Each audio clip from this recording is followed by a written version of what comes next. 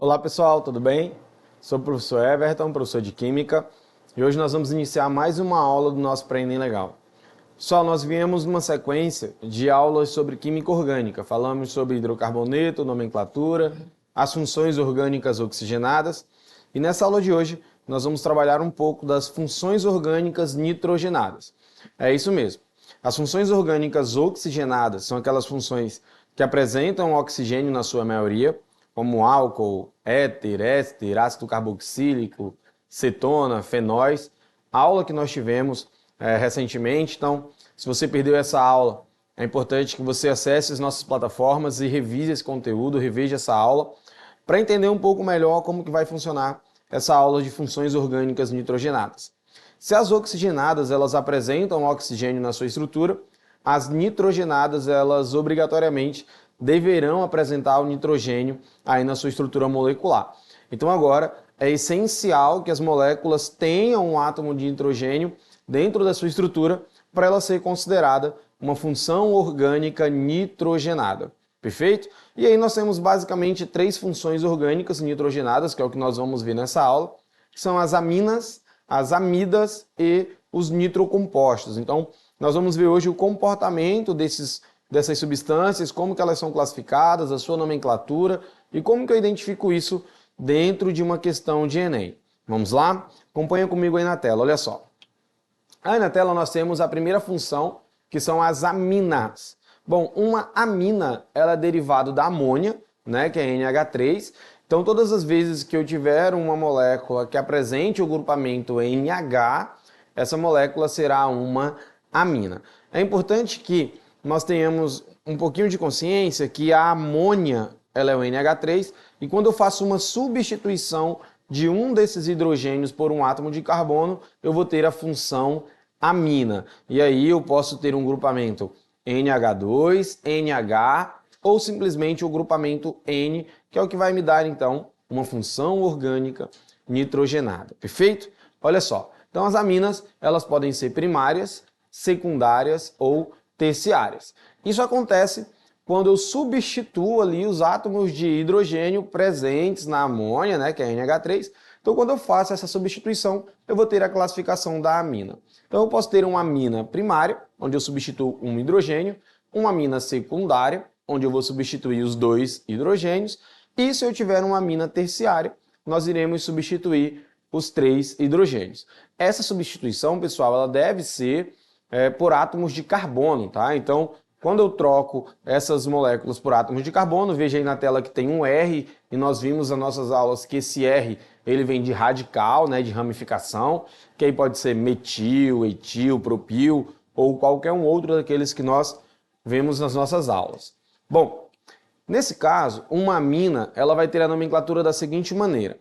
Então, eu vou indicar um prefixo, que é a quantidade de carbonos, um infixo, que é o tipo de ligação, se é simples, dupla ou tripla, e a terminação amina. Então, muito comum, uma molécula que tem a terminação ina, ela pertencer a uma função amina. Perfeito? Então, nesse caso, essa molécula da tela, ela tem 4 carbonos, então ela vai ser um but, ó. A ligação entre esses carbonos é uma ligação simples, então nós vamos usar o prefixo -an. A amina, ela está no carbono de número 2, lembra que eu preciso chegar pelo lado da molécula em que eu me aproxime mais rápido da ramificação, da insaturação e da função. Nesse caso, nós temos a função amina. Então, o carbono número 2, né, voltando ali, contando de trás para frente, ele é equivalente à nossa amina. Por isso que a nossa molécula é um butan, porque são 4 carbonos, -an, porque é uma ligação simples entre esses carbonos, e 2-amina, porque a amina ela está no carbono de número 2. Olha os outros exemplos. Aí nós temos 4 carbonos, 5, 6, então a minha cadeia principal tem 6 carbonos. Eu percebi que eu tenho uma insaturação no carbono de número 2 e eu tenho a amina no carbono de número 3. Então começa com o prefixo, são 6 carbonos, então isso é um hex. No carbono de número 3 tem uma dupla e no carbono ali de número 3 está ali a nossa amina, então nós temos um hex-2-en 3-amina. Perfeito, pessoal?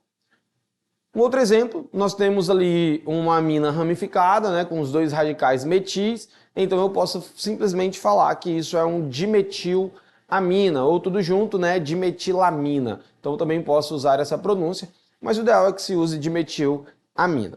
Isso acontece para outras cadeias ramificadas, olha só.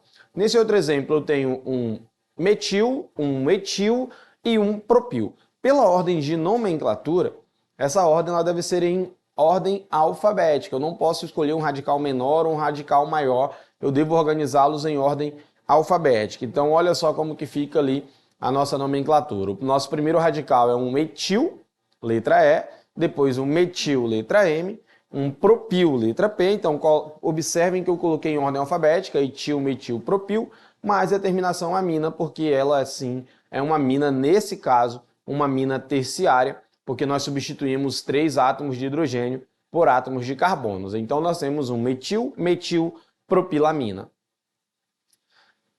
As aminas elas vão dar um odor característico ao odor do peixe. Então, é importante lembrar que lá nas funções inorgânicas, nós vimos que é importante lavar o peixe com limão, justamente para tirar esse odor característico, que é um odor de uma amina que age como uma substância básica. Então, quando eu uso ali o limão, que é uma substância ácida, eu vou retirar aquele cheiro característico de peixe, porque aquele cheiro característico de peixe ele vem da trimetilamina, que é uma função amina, perfeito?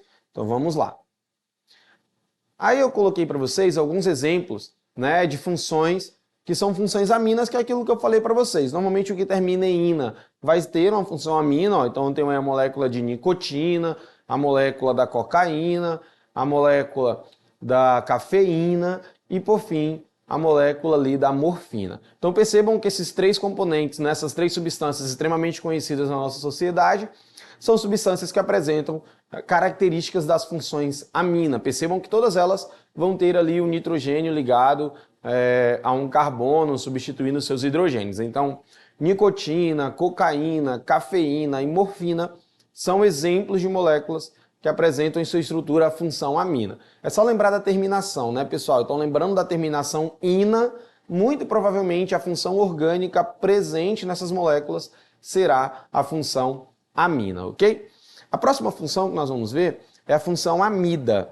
Então, cuidado para não confundir os nomes, né? A diferença aí é um pequeno d. Então, eu vou ter a função amina com Na e eu vou ter a função amida com Da. Qual é a diferença? A diferença é que na amina eu tenho o nitrogênio sozinho, né? Então esse nitrogênio ele vai ser ligado ali a outros átomos de carbono somente, e na amida eu preciso ter esse nitrogênio ligado a uma carbonila.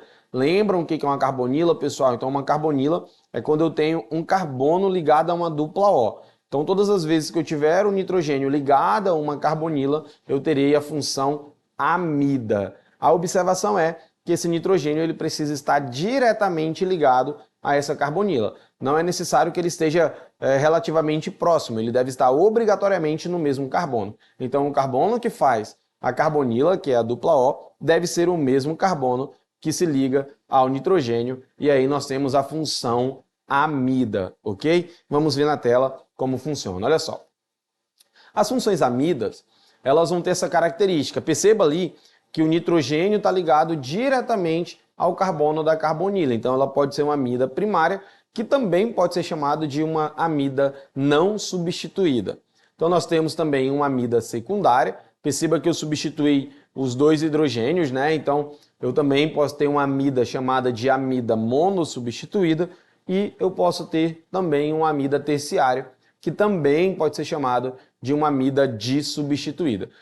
Por que essas nomenclaturas? Porque perceba que na amida primária eu não substituí nenhum hidrogênio, né? Então continua sendo o NH2 ligado a uma carbonila. Então eu posso simplesmente falar que é uma amida não substituída. Já na amida secundária, eu substituí um daqueles hidrogênios por um grupamento metílico ou etílico, e aí eu tenho uma amida monossubstituída, eu fiz uma substituição. Na amida terciária, eu substituí os 2 hidrogênios. Perceba que a molécula agora da amida terciária, ela não tem mais hidrogênios ligados ao nitrogênio. Então, vou ter o nitrogênio ligado à carbonila e a outros dois carbonos ali, metílicos, etílicos ou propílicos, e aí eu posso ter uma amida, então, substituída, onde eu fiz as duas substituições dos hidrogênios por outros grupamentos, perfeito? Vamos ver então. Como que eu dou nome a uma amida? Muito parecido com o nome da amina, a única diferença é que agora eu não vou mais terminar com ina, eu vou terminar com ida. Então, se eu falo, por exemplo, de uma propilamina, agora vai ter que ser uma propilamida, ok? Então, aí é a diferença de amina para amida. Bora ver só como que funciona. Tem uma molécula lá em cima com 3 átomos de carbono, então vou usar o prefixo prop. A ligação entre esses carbonos é simples, então é an. Como é uma amida, termina então com a terminação ida. Então tem uma propanamida. A mesma coisa para etanamida, butanamida, pentanamida, tá, pessoal? Então, se tiver somente ligações simples e a amida estiver na extremidade, nós vamos ficar com essa nomenclatura. Olha esse outro exemplo. Nós temos uma amida com um radical metil e eu tenho um carbono número 1 ali, então o nitrogênio está ligado à carbonila. Então, nós vamos ter um normal metil, né, porque é um metil, metanamida. Simples. Então, met e met são 2 carbonos. Perceba que a nossa molécula tem 2 carbonos. Seguindo, ó, eu tenho uma amida com 3 radicais, onde eu vou ter um metil e um propil, mas esse propil ele vira cadeia principal. Então, nós vamos ter em ordem alfabética etil, metil, propanamida. Tudo bem? E aí nós temos a nomenclatura das amidas. Lembra que eu falei para vocês que a parte de nomenclatura para o Enem atual, ela não é tão eficiente. Né? O Enem ele não vem cobrando mais nomenclatura como gabarito de questão.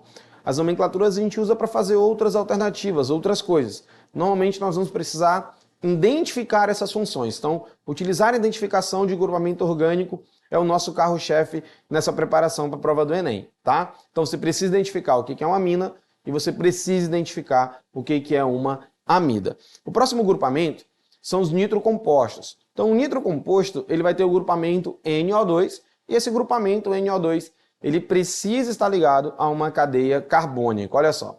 Então, eu tenho ali o NO. Lembrando que essa ligação do nitrogênio ela é uma ligação dativa, né? Porque o nitrogênio ele atravessa o seu octeto, ele ultrapassa o seu octeto, ele vai fazer 4 ligações e não pode.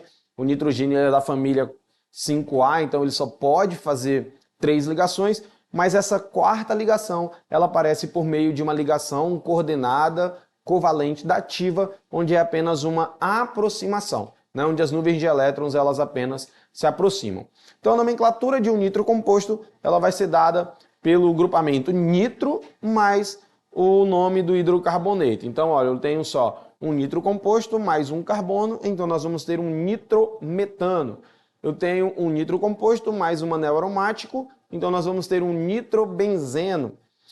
Nós temos 3 nitrocompostos, aí na tela nós temos o nosso maior exemplo de um nitrocomposto, que é o trinitrotolueno. Então, essa molécula, pessoal, ela é a molécula do TNT, né? Então, nós conhecemos isso do nosso dia a dia, nós conhecemos de filmes, de séries. Então, a molécula do TNT, que é um poderoso explosivo, ela é um nitrocomposto. Então, perceba que eu tenho 3 grupamentos nitro mais um tolueno, que é um metilbenzeno. Então, a nomenclatura do TNT, ela fica 2,4,6, que são as posições do grupamento nitro. Como são 3, eu utilizo o prefixo tri, e o metilbenzeno, ele é comumente chamado de tolueno, por isso que fica trinitrotolueno. Daí a sigla TNT. Então isso é a molécula de TNT. Agora você já sabe, já pode contar aí para os seus colegas o que é a molécula do TNT, tudo bem? Vamos seguir? Olha só, na tela nós temos aí algumas questões. Essa questão ela pode ser encontrada no nosso livro 2 de Ciências da Natureza, é a questão número 5. Ela vai estar lá na página 183. Vamos ver o que a questão está dizendo. Olha só. 2 dados dos antibióticos veterinários são a ampicilina e a oxotetraciclina.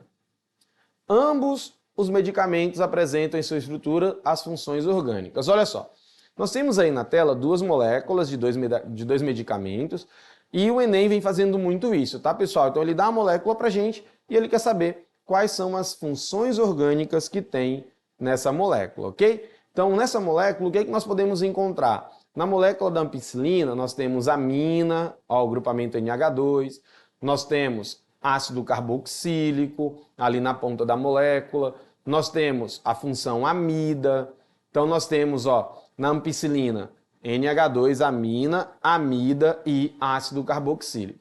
Já na oxitetraciclina, o que nós vamos ter? Nós vamos ter fenol, nós vamos ter cetona, nós vamos ter enol, nós vamos ter amida, nós vamos ter amina, e aí a questão quer saber da gente qual das funções orgânicas são encontradas nas duas moléculas. Então, o que nós temos aí? Fenol e amina? Bom, na ampicilina, nós não temos o grupamento fenol. Nós temos amina nas duas, mas não temos o grupamento fenol. Lembra que o grupamento fenol é a hidroxila ligado ao anel aromático, que pode ser encontrado na oxitetraciclina. Logo no primeiro anel ali, você percebe a presença da hidroxila junto com o anel aromático. Amina e amida. Bom, nas duas moléculas nós temos a função amina e amida, né, pessoal? Então, dentro daquele ciclo quadrado, nós temos a amida na ampicilina e bem na extremidade da oxitetraciclina, nós vamos ter a função amida. Então, tá aí nosso gabarito, letra B, função amina e amida. Letra C, cetona em álcool. Nós não temos cetona na ampicilina, mas temos cetona na oxitetraciclina. Enol e benzeno. Nós temos enol na segunda molécula, mas não temos na primeira, na ampicilina. Álcool e ácido carboxílico.